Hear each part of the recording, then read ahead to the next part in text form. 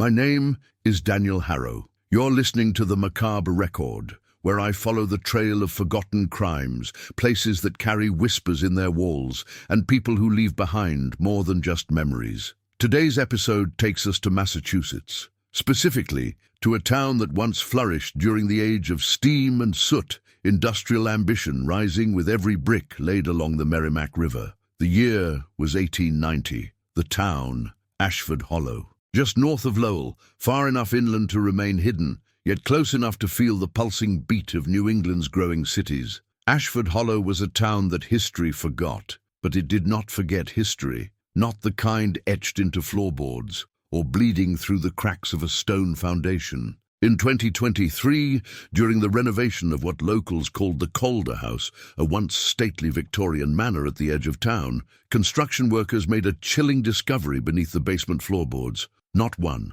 not two, but over 300 human teeth. That wasn't the beginning. That was the end. The beginning, our real beginning, takes us back to 1890, to the Calder family, revered, private, untouchable. This story is about what happens when rot sets in, not in the walls, but in the blood. Because what they found in that basement wasn't just a trove of teeth, it was a journal, a name carved into every beam, and a truth that had been bricked over again and again for more than a century. But if you listen carefully, you can still hear them. And I did. In 1890, there was no name in Ashford Hollow more respected than Dr. Horace Calder. He arrived in town a decade earlier, in the autumn of 1880, with his young wife Margaret and an infant son swaddled in hand-stitched linens. They moved into a 3-story Victorian home at the edge of town, grand, ivy-covered, and with a wrought-iron gate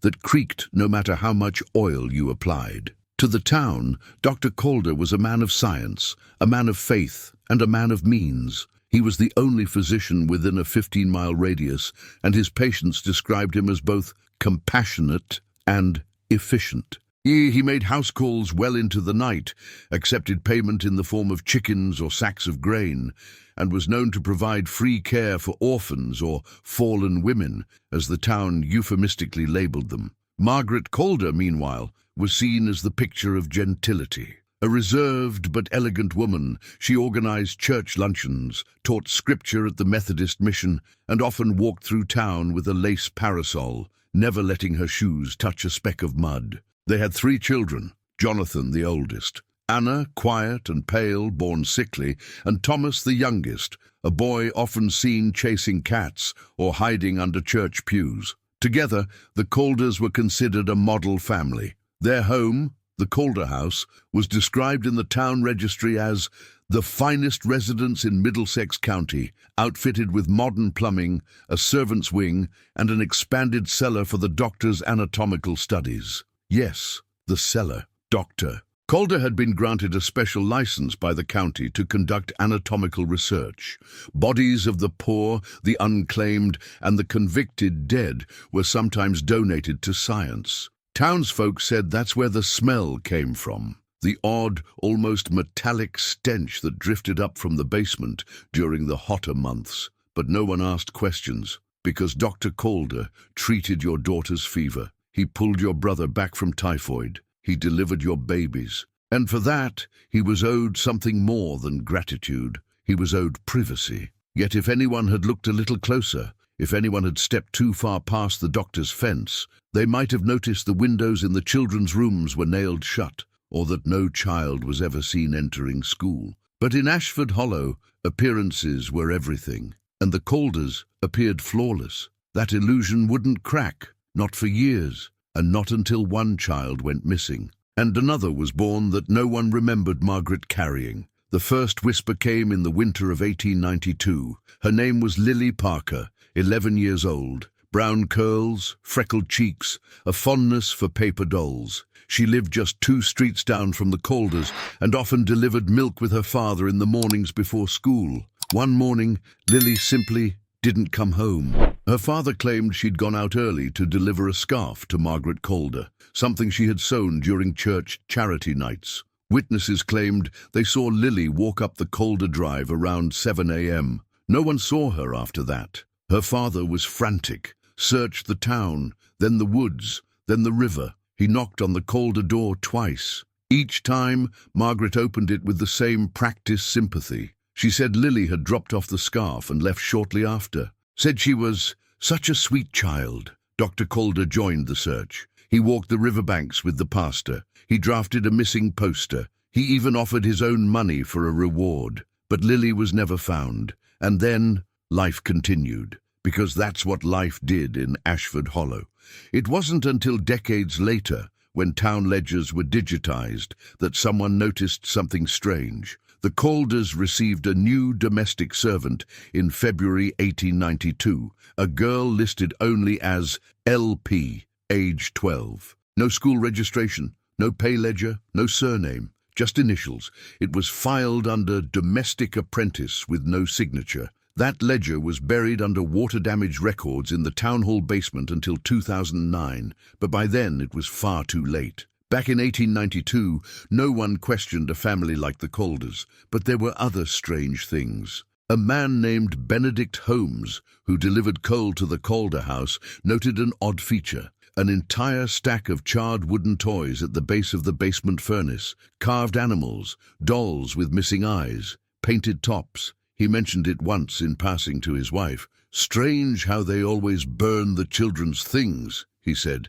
She told him not to gossip. Mrs. Marigold Flint, the housekeeper across the street, claimed she heard what she thought were prayers or chants coming from the basement window during the equinox. And Agnes Whitmore, a teenage seamstress who briefly worked for Margaret, told her sister she'd seen Margaret scrubbing blood from the cellar steps. Margaret claimed a fox had gotten into one of their chickens. Agnes never returned because people didn't accuse families like the Calders, and they certainly didn't accuse doctors. Instead, they let the silence grow roots, and beneath the Calder house something did grow. It grew in shadows and secrets, and it began ever so subtly to change the children. By 1894, the Calder children were rarely seen. Jonathan, the eldest, had grown into a tall, silent boy of 14.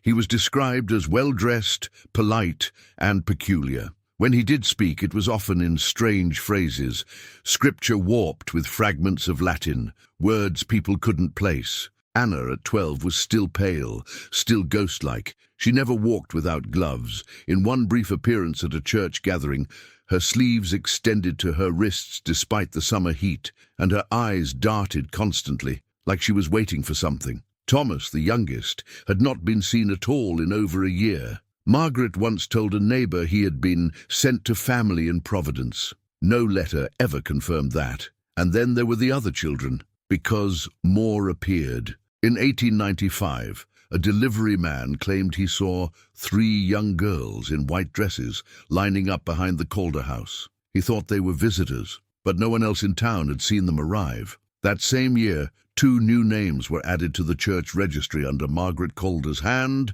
Elora and Naomi, listed as orphans under guardianship. No last names, no records of adoption. It became clear that the Calders had started taking in children. They called them charity cases. Margaret claimed she was saving souls. Horace said he was giving them medical treatment and shelter, but no one was allowed to see them. Neighbours who visited were kept to the parlour. Children never came down. No schooling, no church appearances, no birthdays. Mrs. Evelyn Brome, who delivered preserves once a month, reported once hearing a girl weeping behind the staircase walls. Margaret had smiled gently, told her the girl had night terrors, said she screamed in her sleep. The next month the walls were thicker.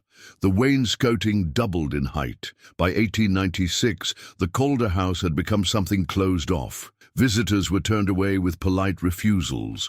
The windows were reinforced with iron. Dr. Calder built an extension to the basement, which he claimed was for anatomical storage, but the blueprints were never filed with the county. Even the church stopped asking questions. When Pastor Gerald Forrester made a rare pastoral call to check on the so-called orphans, he later confided to his sister that Margaret's eyes were not hers anymore. He described the encounter as if speaking to someone who'd been listening to something darker for too long, and then he fell silent. The town began to whisper as towns do, but no one intervened. Not yet. Because fear has a way of convincing you that if the horror is behind someone else's door, you can survive it. But that illusion broke one July morning in 1897, when a bloody nightgown was found, hanging on a branch in the woods just behind the Calder property.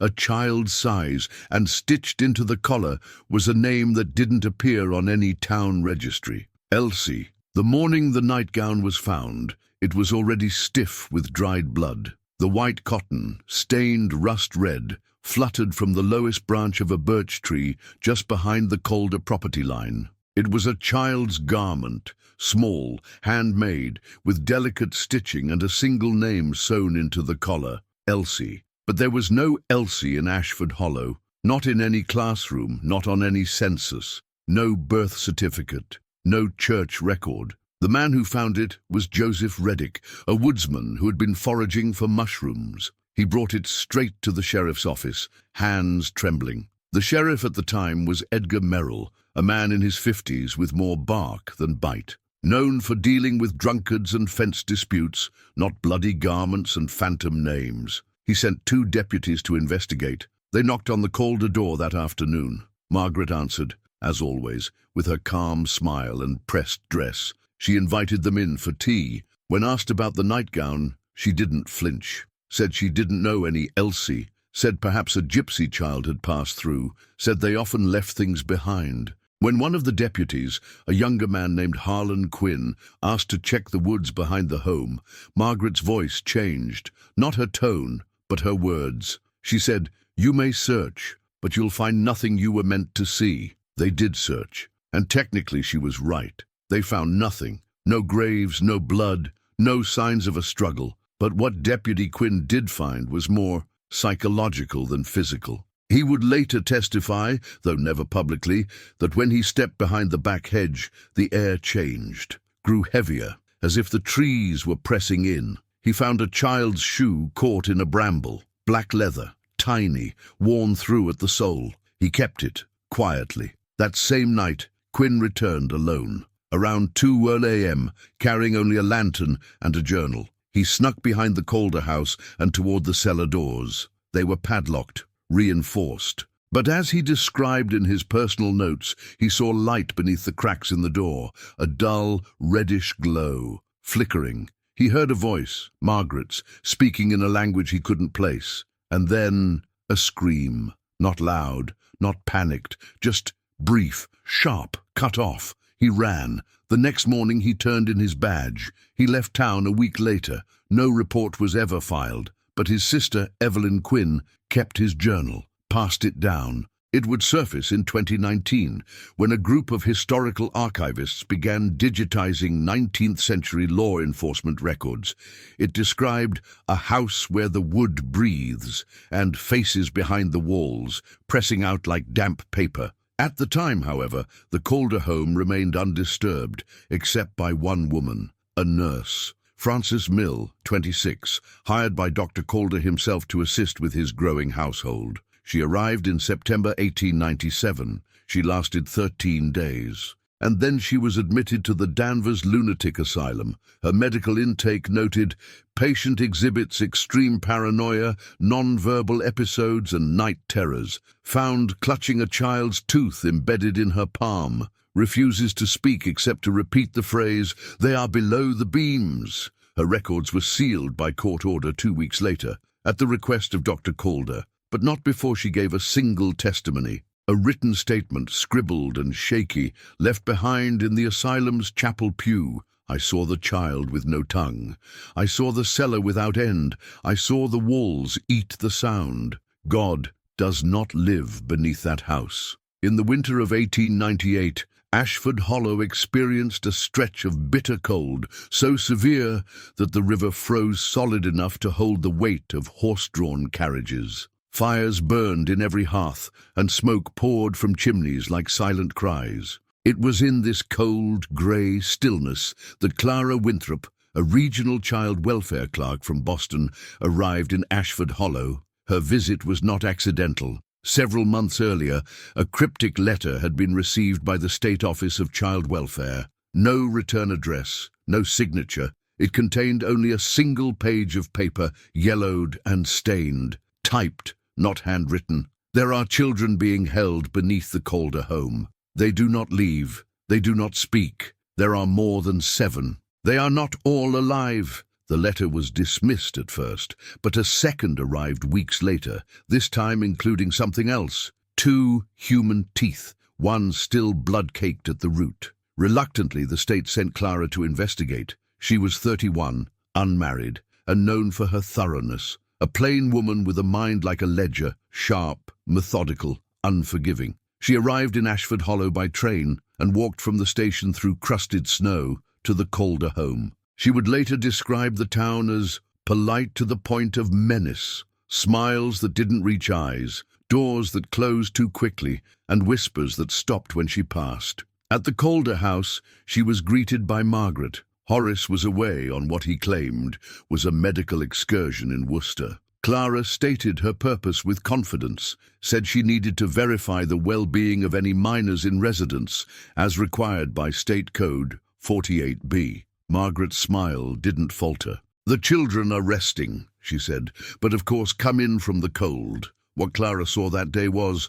by her own account, a home curated like a stage. Parlours pristine, wallpaper too new, tea too hot, as if it had been placed before she'd arrived. She asked to see the children. Margaret declined, said influenza had swept through and the children were quarantined in the north wing. Clara insisted. Margaret brought her to the base of the staircase, laid her hand on the banister, and said, "There are things that cannot be unseen," Clara would later write. In that moment it felt less like a refusal and more like a warning. Still, she persisted. She climbed the stairs alone, Margaret's footsteps silent behind her. The hall was lined with portraits. Children, yes, but not consistent. Different facial shapes, different brush styles, as if each one had been painted by a different hand. Only one door was unlocked. Inside was a bedroom, 4 beds, but perfectly made. Sheets crisp, pillows untouched. The room smelled of antiseptic and something fainter, sweet, metallic. She noticed something else, scratches along the baseboard at knee height, like fingernails. She left shaken, but calm, thanked Margaret, promised to follow up. When Clara returned to Boston, she filed an urgent request to conduct a formal inspection with constabulary accompaniment. The request never reached the state office. It disappeared. Her superior, a man named Richard Lang, later claimed no such request was ever filed. He accused Clara of fabrication, of professional hysteria. Within weeks, Clara was placed on suspension, pending psychiatric evaluation. Her career ended, but she never stopped writing, never stopped trying. In her final recorded letter to the Boston Herald, unpublished until rediscovered in 2015, she wrote, "I saw the truth, not in what was shown, but in what was hidden. The Calder children do not age. The house eats years. I fear the floorboards are not wood, but woven with the lost." By 1901, Clara Winthrop had vanished from public life. Some say she returned to Boston. Others claim she was seen in Lowell, fevered and muttering. But one line from her private diary remains etched in archival ink. "I do not believe they are orphans. I believe they are offerings." His name was Walter Hemsley, a young journalist from Lowell's Evening Chronicle, known for his abrasive editorials and a stubborn streak that infuriated his editors. He was 27 in the spring of 1902 when he stumbled across the buried story of Clara Winthrop. He hadn't been looking for it. He was researching mill fires when a clerk at the Boston Public Archives, a Miss Lydia Grant, slid a thin, sealed envelope across the desk. "It's not in your brief," she said, eyes flicking to the door. "But you seem like the kind who listens to walls." Inside, a carbon copy of Clara Winthrop's last unsent letter, a single black-and-white photo of the Calder house, and one small human tooth. It was enough. Hemsley became obsessed. He retraced Clara's journey, reading every census, combing every town record, matching disappearances to dates. His notes, later discovered in his attic, reveal a terrifying pattern.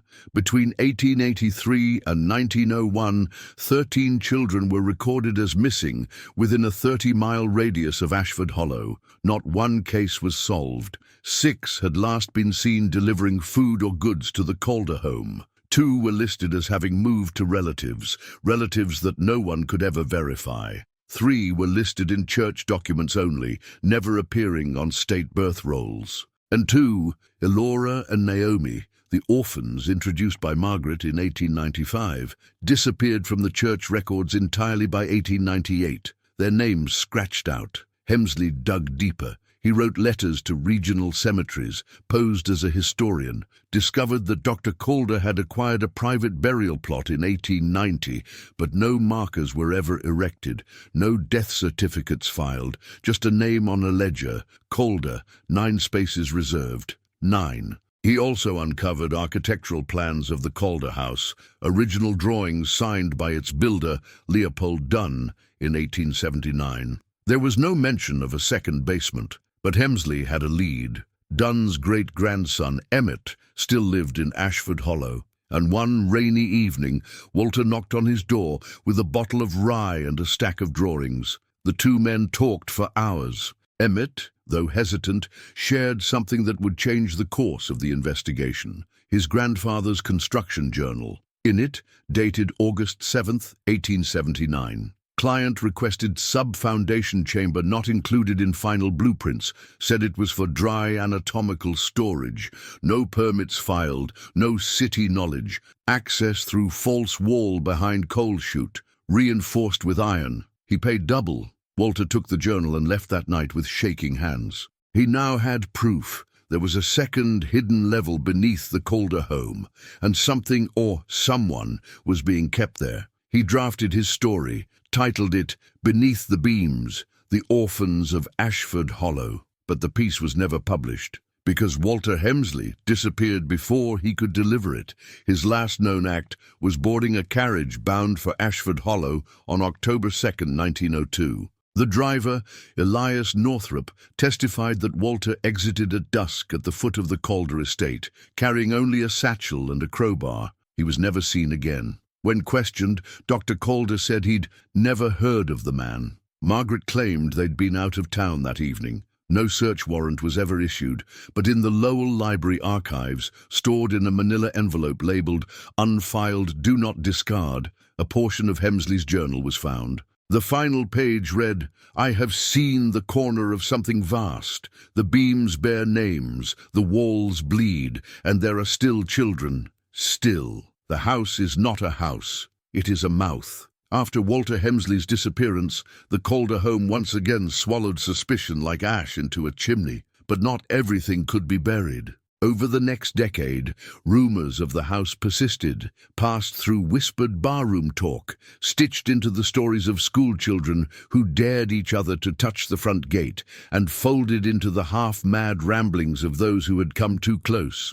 In 1908, Sister Agatha Martin, a nun from the St. Delphine Orphanage in Lowell, filed a quiet complaint with the county after 3 children from her home vanished within a month of being treated by Dr. Calder. She was dismissed as superstitious and later transferred to a convent in Maine, but her private letters, found years later in a cedar chest, tell another story. I asked where the children were. He said, they are safe now. They've been made clean. He did not blink. Then in 1910, the facade finally cracked. A fire broke out in the home of County Clerk Nathaniel Griggs, destroying years of administrative archives. While salvaging the remains, a young clerk named Samuel Trent uncovered a locked metal file box tucked behind collapsed beams. Inside were original town registries, yellowed and warped, but legible. Among them, a duplicate census for Ashford Hollow, dated 1896. Unlike the official records,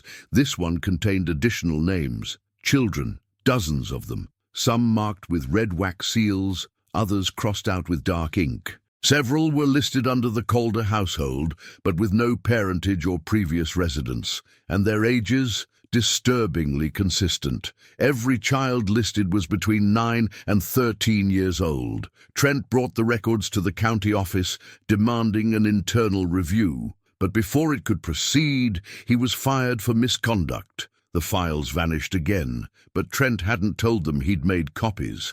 Decades later, those copies were donated anonymously to the Massachusetts Historical Society. I found them, neatly catalogued but unopened, in a sealed file titled Unverified Child Data 1890-1905. Each name was paired with a series of numbers and letters. At first I thought they were birth codes, but they weren't. They were symbols, roughly translated Latin, rooted in esoteric scripture and archaic medical codes. One entry, for a child named A. Hezra, had a notation: sanguinem purgare, os calcis, cleanse the blood, bone of the mouth. Another child, M. Untola, was marked with lingua remota, silentium servare, tongue removed, silence preserved. The words weren't just medical, they were ritual. That's when a new figure entered the story, a quiet archivist and Latin scholar named Miriam Falk, who specialized in early puritanical writings and secret societies. I met her in Cambridge in 2021, handing her the ledger over black coffee and dread. She went pale by page 3. "These aren't just notes," she told me. "They're sacrificial taxonomies." Miriam had seen similar notations before in the journals of a fringe sect of 18th century New England Puritans, a splinter group who believed that children were the closest to God because their innocence could absorb sin. They believed in ritual purification, that by removing imperfections from children, speech, thought, autonomy, God's judgment could be delayed. Sin could be absorbed, contained, and erased. She also recognized one particular symbol etched beside half the names, a crude triangle intersected with an eye and a flame, a symbol known in occult circles as the mouth of the hollow, a phrase that appears in one rare text from 1792, "And beneath the hollow mouth the beams shall bear their names, and the sins of the world shall pass into the teeth of the cleansed." And that's when everything fell into place. The teeth. The hundreds of human teeth discovered in the Calder basement in 2023, hidden in jars, stuffed behind baseboards, pressed into the beams. They were offerings, not trophies, not remains. Each tooth marked a child who had been purified. The beams of the house weren't simply wood, they were relics, they were an altar, and every name carved into them was a prayer. To understand the horror of what was done in the Calder house, we must step outside the boundaries of conventional criminal logic, because this wasn't just abuse. It wasn't even madness in the ordinary sense. This was devotion to a system older than the town, older than the Calder name itself. Let me take you back to 1772, to a settlement in central Massachusetts called Devil's Reprieve, a place that vanished from maps after only 16 years. Its founders were part of a Puritan offshoot that believed New England had become corrupted by leniency. Their doctrine was based on one idea: innocence is a vessel. Sin must be passed into flesh. Flesh must be cleansed by removal. The mouth opens and God delays. They believed that certain children, those without attachments, without history, could be made into spiritual repositories for the sins of others. But for the vessel to remain clean, all avenues of speech and disobedience had to be severed.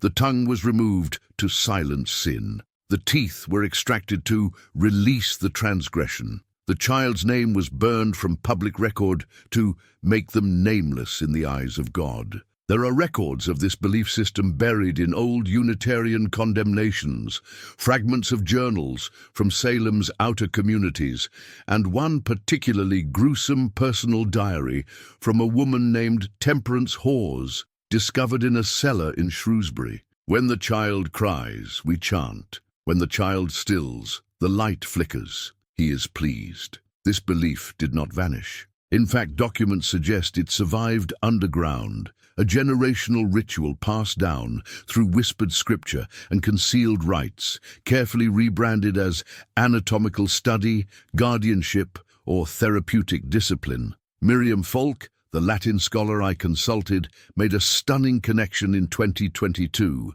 One of the earliest founders of Devil's Reprieve was a man named Josiah Calder, a preacher exiled for promoting radical purification by bodily extraction. He had two sons, one of whom disappeared into Maine. The other was listed in church records as having moved to Ashford Hollow in 1812. The Calder lineage was not just noble, it was founded in ritual. The Victorian Calder house was built atop the ruins of an earlier structure, one that had collapsed during a fire in 1849, but the foundation had remained. And if you looked closely, as I did, into the crawl space behind the modern support beams, you'd find stone etchings, some still legible, spirals, hands, mouths, teeth, symbols matching those drawn in the ritual margins of Codex Occidentalis, a forbidden text banned from Harvard Divinities Library in 1893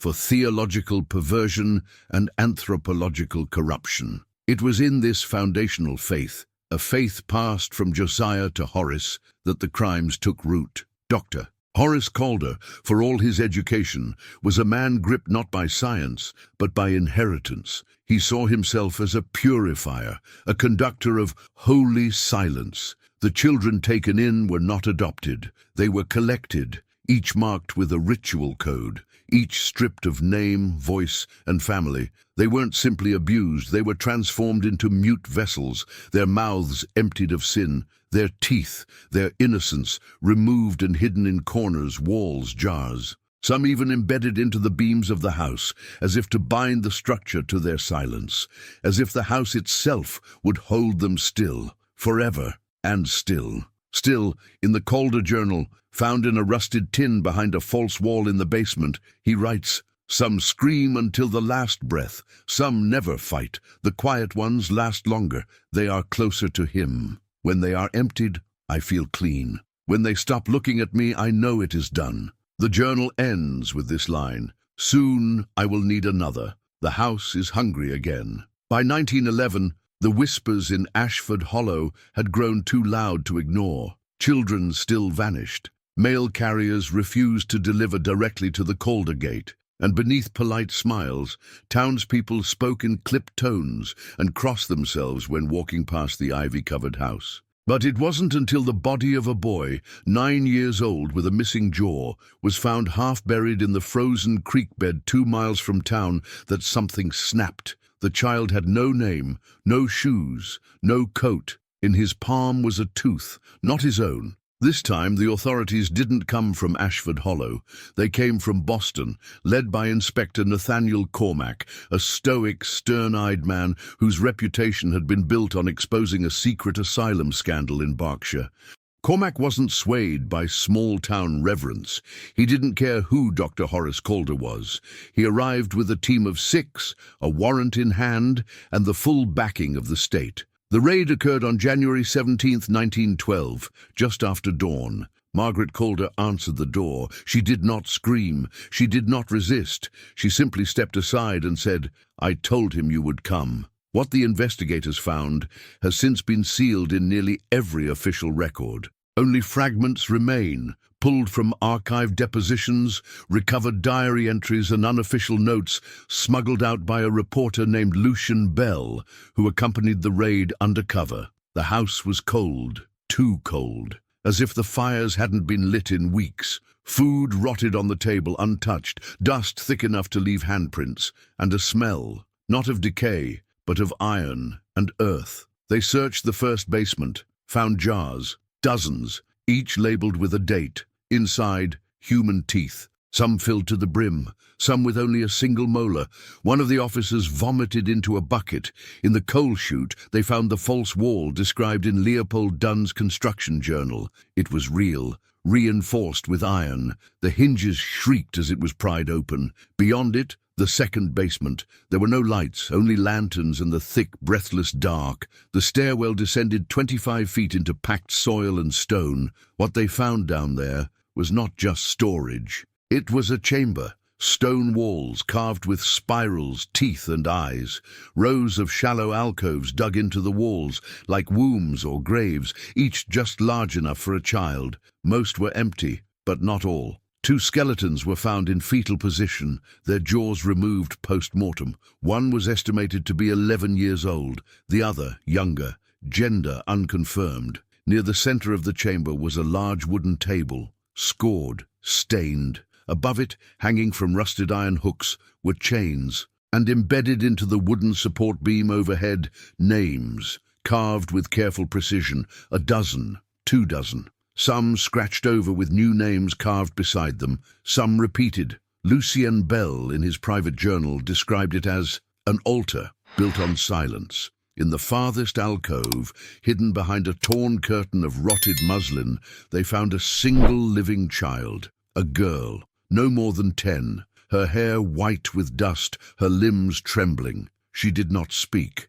because her tongue was gone. A small linen tag was pinned to her nightgown. One word, handwritten, redeemed. She was taken to a Boston hospital under state custody. Her name was never discovered. Her recovery was partial, physically at least. She never uttered a sound. 2 weeks later, she vanished from the ward. No trace. The staff claimed a woman came to visit her, claiming to be an aunt. The visitor log was missing that page. Security recalled no one leaving. As for the Calders, Margaret was arrested that morning. She smiled through every question. She would not name the children. She would not name the victims. She simply said, "They've gone where we cannot follow." She died of what was termed a cerebral seizure 3 days later in her holding cell. Her eyes, according to the coroner, were open and fixed upward. Her lips were curled in a smile. Dr. Horace Calder was never found. His medical office had been stripped bare. The train log showed a ticket purchased in his name to Syracuse,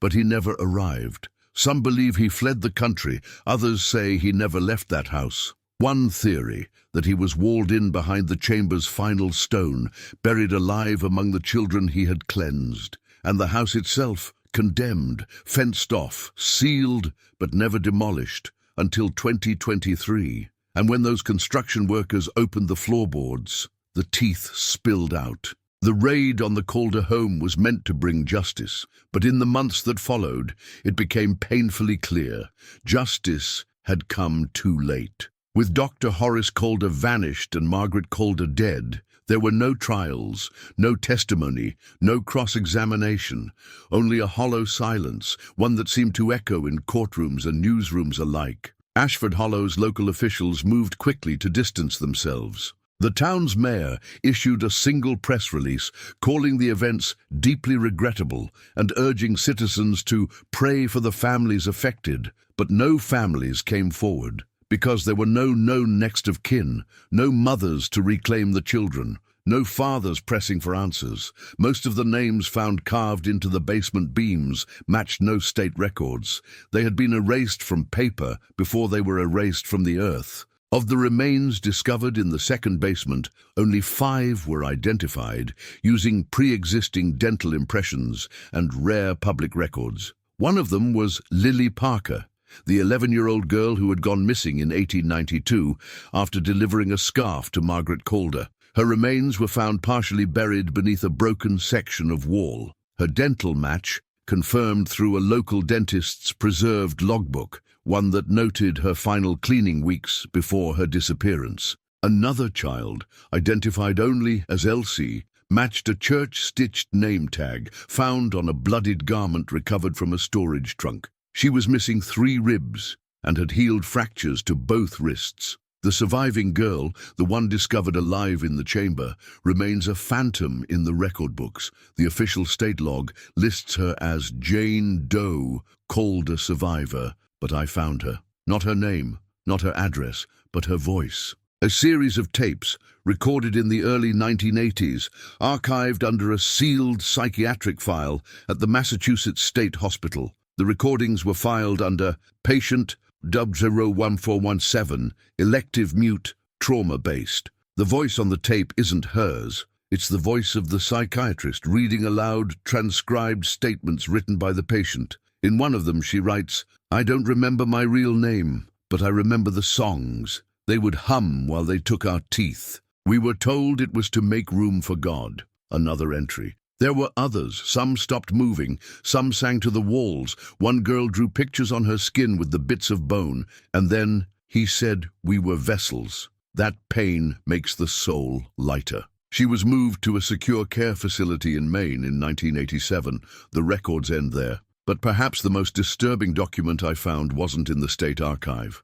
It was in a forgotten box of unsorted evidence, stored in the basement of the Essex County Courthouse.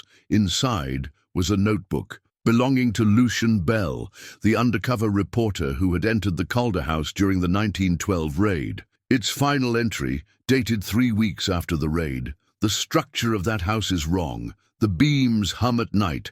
I kept one of the teeth from the jar. I thought I could study it. Now I dream of mouths, of hallways that breathe, of children with no eyes. I think the house was only half the altar.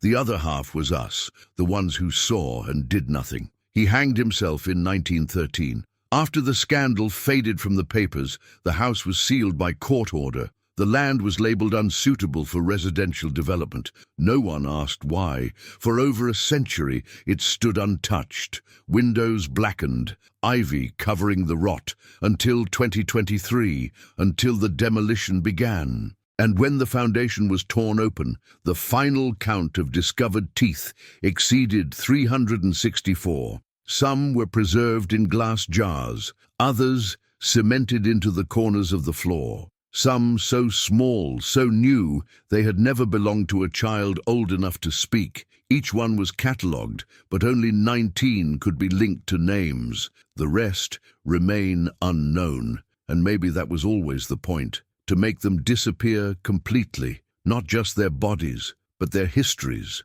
their sounds, their names, their voices. Today, the land where the Calder house once stood is a flat, grassy field, quiet. There is no marker, no plaque, no signpost bearing the name Calder. But beneath that earth, beneath the beams once etched with stolen names, history still hums, and some in Ashford Hollow still swear they hear it. After the 2023 discovery of over 300 human teeth buried within the home's walls, floorboards and foundation, the site became the center of a state investigation and national outrage. News anchors called it America's forgotten mass grave. Others called it the House of Silent Children. Forensics experts arrived in droves, archaeologists, trauma historians, even spiritual leaders. They all came, searching for something the state had failed to provide over 100 years earlier: acknowledgement. In early 2024,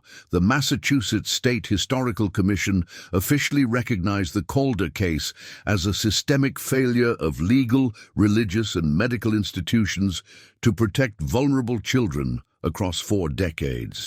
A special legislative session passed what became known as the Winthrop-Hemsley Statute, named after the welfare officer and the journalist who had tried, too early, too alone, to stop what was happening. The statute requires that all private childcare institutions in the state, regardless of religious affiliation or historical status, submit to quarterly unannounced inspections and mandatory biometric child ID registration. It also funds trauma-informed archivists to investigate cases of lost children between 1850 and 1950 across New England. It's too late for many, but not for all. In April 2025, the field in Ashford Hollow was transformed into the Field of Teeth Memorial Garden. The garden is bare but intentional, 12 rows of white stones, each marked not with names but symbols, drawn from the carvings found beneath the house, reinterpreted not as talismans of silence,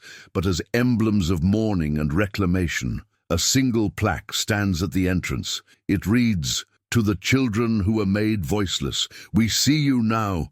You are not forgotten." I stood there myself, this past March, wind brushing through the grass, birds silent, the earth still damp where the beams once groaned beneath the weight of something unspeakable. I found one small tooth embedded in the soil near the far edge of the field. It had likely been missed during excavation. I left it where it was, because maybe it doesn't need to be held to be known. Maybe some things, once unearthed, ask only to be remembered. The Calder house is gone, but the silence it cultivated still echoes. In every institutional blind spot, in every unfiled report, in every polite neighbor who closes the curtain just a little too fast. Because if this story teaches us anything, it's this: sometimes the most trusted people are the ones we should have feared most. I'm Daniel Harrow. This has been the Macabre Record. Thank you for listening. Stay awake, stay aware, and if you ever hear scratching beneath the floorboards, listen carefully.